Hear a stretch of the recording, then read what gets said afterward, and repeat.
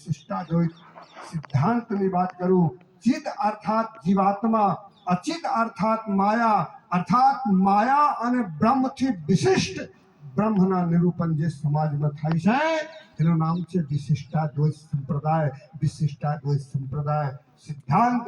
તો વિશિષ્ટાદ્વૈત સંપ્રદાયમાં સિદ્ધાંતમાં એક એવા અદ્ભુત મહારાજ પ્રબલ વૈરાગી, વીતરાગી, મહાત્યાગી અને મહારાજ સૌરાષ્ટ્રમાં જેની જન્મભૂમિ એવા સાધુ તો ઘણાય છે કેશવદાસ નામના, પણ કાઠિયાવાડી તરીકે જે ઓળખાતા આ બાપુ હતા જે આપને કાર્યક્રમમાં બિરાજમાન છે.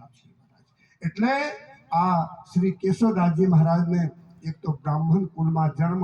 સાધુને કોઈ જન્મની વાત, જાતિની વાત નથી હોતી. જાત પાત પૂછે નહીં કોઈ, હરિ કે ભજે સો હરિ કે હોઈ. અહીંયા તો મહારાજ સંત બીજ પલટે નહીં, जुग जुग होय अनंत, ऊंच नीच घर जन्म लेत ફરી સંત કે સંત. અને એક વાત કહી દઉં છે, આપણા બધા હિન્દુ શાસ્ત્રમાં, હિન્દુ સમાજમાં જે આપણે બધા હિન્દુ છો તો હિન્દુને મહારાજ જન્મથી મરણ સુધી 16 સંસ્કાર હોય છે. 16 સંસ્કારમાં ધ્યાન રાખજો, અગ્નિથી આપણે બધા ઉત્પન્ન થયા છે અને છેલ્લે અગ્નિમાં સમર્પણ થઈ જવું પડે છે, એટલે દાહ સંસ્કાર થાય છે. અગ્નિ એટલે પેટમાં જેઠરાનગલી છે. જેઠરાનલ ની કૃપાથી માતાને રજ અને બીજ, પિતાને મહારાજ એ પ્રફુલ્લિત થાય છે, ઉદ્ભિત થાય છે, ત્યારથી આ શરીરને પિંડ થાય છે.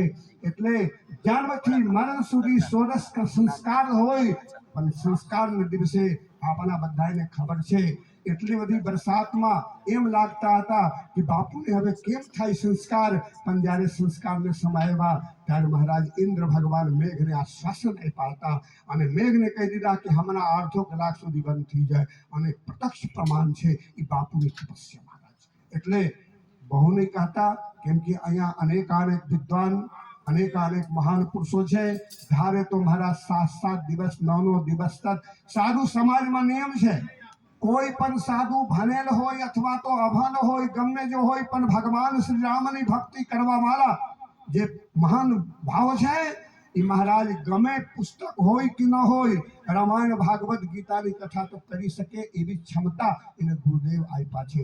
એટલે બહુ સમય ન લેતા હવે બાપુને શ્રી ચરણોમાં નમસ્કાર વંદન આપણી વાણી સમર્પણ કરું છું. અને સમય મળશે એક વાત કહી દઉં, સાધુ સંતનું જીવન એવા હોય છે મહારાજ, કેવા જે ભાઈજી કહેતા હતા એને, સાधु ऐसा चाहिए जैसा सुख सोहाय, सार सार को गही रखे थोथा देही उड़ाए. अर्थात संत हंस गुण गहे पै परिहरिवार विकार. મહારાજ સંત જે કોને કહેવાય? જે સાધન અંતઃ સંત, જે કોઈ પણ સમસ્યા જીવનમાં હોય